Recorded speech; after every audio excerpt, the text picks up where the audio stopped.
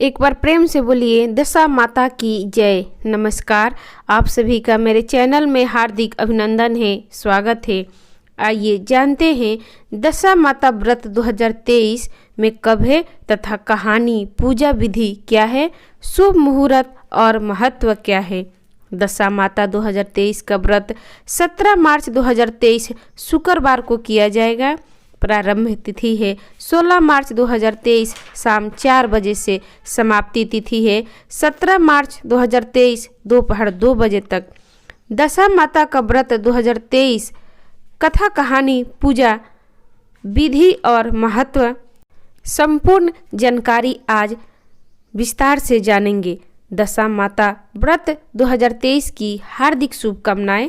होली के 10वें दिन हिंदू धर्म में विवाहित महिलाएं अपने परिवार की सलामती और सुखमय जीवन के लिए चैत्र कृष्ण दशमी के दिन दशा माता का व्रत रखती है। सनातन धर्म की पौराणिक मान्यता के अनुसार विवाहित महिला अपने पति और परिवार की सलामती के लिए दशा माता का व्रत धारण करती है। नियम के अनुसार इस दिन पीपल के पेड़ का सच्ची श्रद्धा से पूजन करती है। पूजन के बाद नल दंतमयी की व्रत कथा का श्रवण किया जाता है। धार्मिक ग्रंथों में दिए गए उल्लेख के अनुसार इस दिन झाड़ू की खरीदारी करना भी शुभ माना जाता है। इस दिन पीपल के वृक्ष की छाल को उतार कर घर लाया जाता है। उससे घर की अलमारी या तिजोरी में सोने के आभूषण के साथ रखा जाता है। व्रत धारण करने वाली महिलाएं एक वक्त का भोजन धारण करती है। खास बात यह है कि उपवास तोड़ते समय किए जाने वाले भोजन में नमक का प्रयोग बिल्कुल नहीं किया जाता है। दशा माता का पूजन विधि एवं सामग्री, आइए इसे भी विस्तार से जानते हैं। दशा माता का पूजा सामग्री रोली, कुमकुम, मौली, सुपारी, चावल, दीप, नैवेद्य, धूप, काजल, गेहूं, दीप और मेहंदी आदि का सामान पूजा में लाया जाता है। साथ में सफ़ेद धागा ले और उसमें गांठ बना ले, फिर उसे हल्दी में रंग ले। इस धागे को दशा माता की बेल कहते हैं। दशा माता का व्रत करने वाली सुहागिन महिलाएं शादी का जोड़ा या नए लाल वस्त्र पहनती है और पूरा श्रृंगार करके यह पूजा करती है। इस पावन दिन शुभ मुहूर्त में कच्चे सूत के 10 तार के 10 गांठ वाले डोर से पीपल की पूजा करती है। सबसे पहले सुबह स्नान आदि से निर्वृत्त होकर व्रत का संकल्प लेती है। इस व्रत में दशा माता की मूर्त या चित्र की पूजा की जाती है। मूर्ति चित्र नहीं हो तो नागर बेल के पान के पत्ते, पूजा में काम आने वाले डंडी और नोक वाला पत्ता पर चंदन से दशा माता का चित्र बनाकर पूजा की जा सकती है। यह पूजा भगवान विष्णु के स्वरूप पीपल के पेड़ के पास या घर पर कर सकते हैं।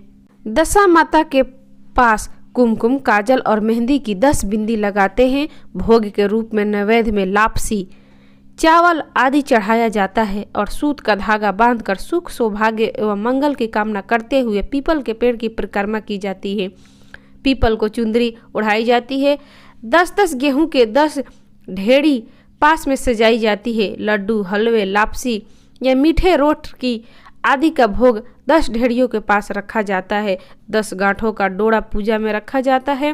दशा माता और 10 गांठ वाले डोरे को पूजन अक्षत, पुष्प आदि से करते हैं। धूप दीप जलाते हैं। पिछले साल का डोरा भी पास में रखते हैं। इसके पश्चात दशा माता की आरती की जाती है। इसके बाद कथा सुनने का भी प्रचलन है। कहानी पीपल के पेड़ की पूजा के बाद भी कहीं सुनी जा सकती है। कुछ लोग 10 कहानियाँ सुनते हैं। पूजा करने और कथा सुनने के बाद महिलाएं दशा माता का पूजित नया डोरे को गले में बांधती है। इस धागे को व्रती महिलाएं पूरे साल धारण करती है। इसके बाद गेहूं और भोग और पुराना डोरा लेकर पीपल के पेड़ के पास जाते हैं और गेहूं और पिछले साल का डोरा पीपल के जड़ के पास मिट्टी में दबा दिया जाता है या पीपल में बांध दिया जाता है। पीपल के वृक्ष की पूजा की जाती है। कहीं कहीं दशा माता के पूजन के बाद पथवाड़ी पूजन भी किया जाता है। पीपल की पेड़ की थोड़ी सी छाल खुरच कर गेहूं के दानों के साथ घर लाते हैं। इसे साफ कपड़े में लपेट कर तिजोरी या अलमारी में रखते हैं। पीपल की छाल को धन का प्रतीक माना जाता है। माना जाता है कि पीपल की छाल इस प्रकार घर में रखने से सुख समृद्धि बनी रहती है। व्रत के संकल्प की पूर्ति के लिए 10 पुड़िया, 10 सिक्के और 10 चमचम हलवा ब्राह्मणी या घर की बुजुर्ग महिला के पैर छूकर उन्हें दिया जाता है। दशा माता की पूजा विधि पूर्वक करने से माता की कृपा सदैव बनी रहती है, घर में सुख, शांति और समृद्धि आती है। इस दिन में ही एक बार अन्न ग्रहण करती है, जिससे एक ही प्रकार के अन्न का प्रयोग का विधान है। भोजन में नमक का प्रयोग पूर्ण रूप से वर्जित माना जाता है। इस दिन प्रयोग किए जाने वाले अन्न में गेहूं का प्रयोग विशेष तौर पर किया जाता है। इस दिन घर की साफ सफाई के लिए झाड़ू खरीदने का विधान है। दशा माता व्रत जीवन भर किया जाता है, इस व्रत का उद्यापन नहीं किया जाता है। दशा माता का डोरा कब खोलते हैं? दशा माता का डोरा साल भर गले में पहना जाता है, लेकिन यदि दशा माता का डोरा साल भर नहीं पहन सकते हैं तो वैशाख महीने के शुक्ल पक्ष में किसी अच्छे दिन खोल कर रखा जा सकता है। उस दिन व्रत करना चाहिए और संपदा माता की कहानी सुननी चाहिए। इतना भी नहीं पहनना चाहते हो तो जिस दिन पहनते हो उसी दिन डोरे को रात के समय उतार कर पूजा के स्थान पर रख दे और अगले वर्ष पूजा के बाद पीपल की जड़ में दबा दे। आइए अब सुनते हैं दशा माता व्रत कथा। दशा माता व्रत की पौराणिक कथा के अनुसार प्राचीन समय में राजा नल और दंतमयी रानी सुखपूर्वक राज्य करते थे। उनके 2 पुत्र थे। उनके राज्य में प्रजा सुखी और संपन्न थी। एक दिन की बात है कि उस दिन होली दशा थी। एक ब्राह्मणी राजमहल में आई और रानी से कहा, दशा का डोरा ले लो। बीच में दासी बोली, हाँ रानी साहिबा, आज के दिन सभी सुहागिन महिलाएं दशा माता की पूजन और व्रत करती है तथा इस डोरे की पूजा करके गले में बांधती है, जिसने अपने घर में सुख समृद्धि आती है। अतः रानी ब्राह्मणी से डोरा ले लिया और विधि अनुसार पूजन करके गले में बांध लिया। कुछ दिनों के बाद राजा नल ने दंतमयी के गले में डोरा बांधा हुआ देखा। राजा ने पूछा, इतने सोने के गहने पहनने के बाद भी आपने यह डोरा क्यों पहना? रानी कुछ कहती इससे पहले ही राजा ने डोरे को तोड़कर जमीन पर फेंक दिया। रानी ने उस डोरे को जमीन से उठा लिया और राजा से कहा, यह तो दशा माता का डोरा था, आपने उनका अपमान करके अच्छा नहीं किया। जब रात्रि में राजा सो रहे थे तब दशा माता स्वप्न में बुढ़िया के रूप में आई और राजा से कहा, हे राजा, तेरी अच्छी दशा जा रही है और बुरी दशा आ रही है, तूने मेरा अपमान करके अच्छा नहीं किया। ऐसा कहकर बुढ़िया दशा माता अंतर ध्यान हो गई। अब जैसे तैसे दिन बीतने गए, वैसे वैसे ही कुछ दिनों में राजा का ठाट बाट, हाथी घोड़ा, लाव लश्कर, धन्य धान्य, सुख शांति सब कुछ नष्ट होने लगा। अब तो भूखे मरने का समय तक आ गया था। एक दिन राजा ने दंतमयी से कहा, तुम अपने दोनों बच्चों को लेकर अपने मायके चली जाओ। रानी ने कहा, मैं आपको छोड़कर कहीं नहीं जाऊंगी। जिस प्रकार आप रहेंगे उसी प्रकार मैं भी आपके साथ रहूंगी। तब राजा ने कहा, अपने देश को छोड़कर दूसरे देश में चले, वहाँ जो भी काम मिल जाएगा वही काम कर लेंगे। इस प्रकार नल दंतमयी अपने देश को छोड़कर चले गए। चलते चलते रास्ते में भील राजा का महल दिखाई दिया। वहाँ राजा ने अपने बच्चों को अमानत के तौर पर छोड़ दिया। आगे चले तो रास्ते में राजा का मित्र का गांव आया। राजा ने रानी से कहा, चलो हमारे मित्र के घर चले। मित्र के घर पहुंचने पर उनका खूब आदर सत्कार हुआ और पकवान बनाकर भोजन कराया। मित्र ने अपने शयन कक्ष में सुलाया। उसी कमरे में मोर की आकृति की खूंटी पर मित्र की पत्नी का हीरो का जरा कीमती हार टंगा था। मध्य रात्रि में रानी की नींद खुली तो उन्होंने देखा कि वह बेजान खूंटी हार को निगल रही है। यह देखकर रानी ने तुरंत राजा को जगाकर दिखाया और दोनों ने विचार किया कि सुबह होने पर मित्र के पूछने पर क्या जवाब देंगे, अतः यहाँ से इसी समय चले जाने चाहिए। राजा रानी दोनों रात्रि को ही वहाँ से चल दिए। सुबह होने पर मित्र की पत्नी ने खूंटी पर अपना हार देखा, हार वह नहीं था। तब उसने अपने पति से कहा, तुम्हारे मित्र कैसे हैं जो मेरा हार चुराकर रात्रि में ही भाग गए? मित्र ने अपनी पत्नी को समझाया कि मेरा मित्र कदापि ऐसा नहीं कर सकता, धीरज रखो, कृपया उसे चोर मत कहो। आगे चलने पर राजा नल की बहन का गांव आया। राजा ने बहन के घर खबर पहुंचाई कि तुम्हारे भाई भौजाई आए हुए हैं। खबर देने वाले से बहन ने पूछा, उनके हाल चाल कैसे हैं? वह बोला, दोनों अकेले हैं, पैदल ही आए हैं तथा वे दुखी हाल में है। इतनी बात सुनकर बहन थाली में कांदा रोटी रखकर भैया भाभी से मिलने आई। राजा ने तो अपने हिस्से का खा लिया, परंतु रानी ने जमीन में गाड़ दिया। चलते चलते रानी के मायके का गांव आ गया। राजा ने कहा, तुम अपने मायके चली जाओ, वहां दासी का कोई भी काम कर लेना, मैं इसी गांव में कहीं नौकर हो जाऊंगा। इस प्रकार रानी महल में दासी का काम करने लगी और राजा तेली के घाने पर काम करने लगे। दोनों को काम करते बहुत दिनों हो गए। जब होली दशा का दिन आया तब सभी रानियों ने सिर धोकर स्नान किया। दासी ने भी स्नान किया। दासी ने रानियों का सिर गूथा।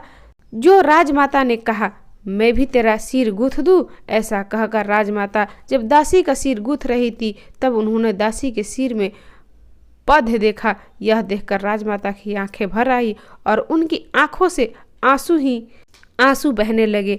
आंसू जब दासी के पीठ पर गिरे तो दासी ने पूछा, आप क्यों रो रही हो? राजमाता ने कहा, तेरे जैसी मेरी भी बेटी है जिसके सिर में पद था, तेरे सिर में भी पद है। यह देखकर मुझे उसकी याद आ गई। तब दासी ने कहा, मैं ही आपकी बेटी हूँ। दशा माता के कोप से मेरे बुरे दिन चल रहे हैं, इसलिए यहाँ चली आई हूँ। माता ने कहा, बेटी तूने यह सब बात हमसे क्यों छिपाई?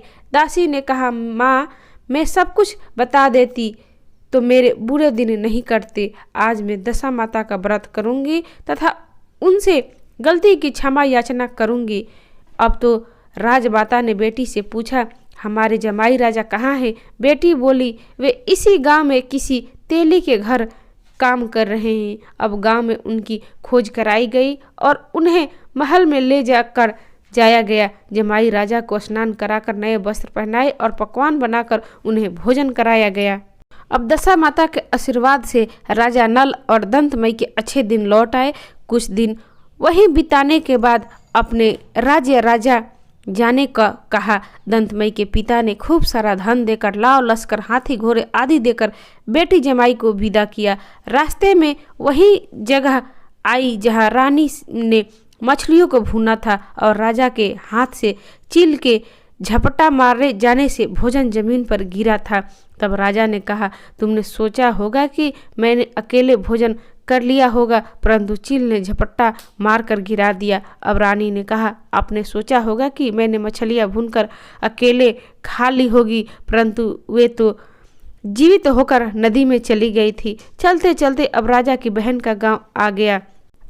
राजा ने बहन के यहाँ खबर भेजी। खबर देने वाले से पूछा गया कि उनके हाल चाल कैसे हैं। उसने बताया कि वे बहुत अच्छी दशा में हैं, उनके साथ हाथी घोड़े लाव लश्कर है। यह सुनकर राजा की बहन मोतियों की थाल सजाकर लाई।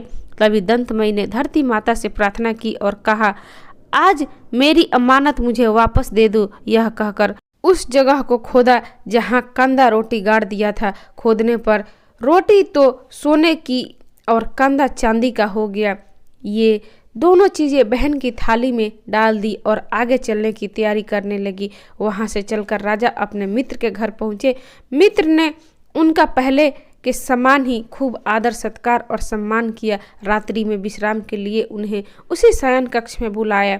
मोरनी वाली खूंटी के हार निगल जाने वाली बात से नींद नहीं आई। आधी रात के समय वही मोरनी वाली खूंटी हार उगलने लगी तो राजा ने अपने मित्र को जगाया तथा रानी ने मित्र की पत्नी को जगाकर दिखाया, आपका हार तो इससे निगल लिया था।